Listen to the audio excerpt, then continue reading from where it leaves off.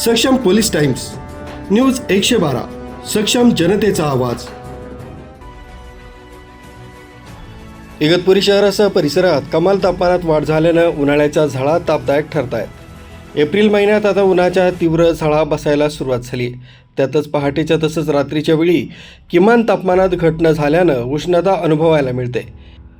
आज इगतपुरी शहराचं कमाल तापमान 38 डिग्री सेल्सिअस इतकं नोंदवलं गेलं। अजून काही दिवस तापमानात वाढ होत राहण्याची तसंच उष्णतेच्या लाटेची शक्यता हवामान विभागानं वर्तवली आहे। महत्त्वाचं काम असेल तरच घराबाहेर पडा असंही विभागानं सांगितलंय। मागील महिन्याच्या शेवटच्या आठवड्यात राज्यात अवकाळी पाऊस आणि गारपिटीनं तडाखा दिला।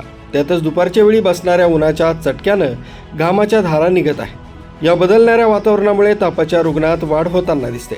वाढलेल्या तापमानामुळे दुपारच्या वेळेस नागरिक घरीच बसणं पसंत करत असून भर दुपारी रस्ते निर्मनुष्य दिसत आहेत। उन्हापासून बचाव करण्यासाठी नागरिक टोपी आणि सुती गमछाचा वापर करताना दिसत असून शीतपेय पिण्याकडे नागरिकांचा कल दिसतोय। न्यूज ब्युरो, सक्षम पोलीस टाइम्स, न्यूज 112, इगतपुरी।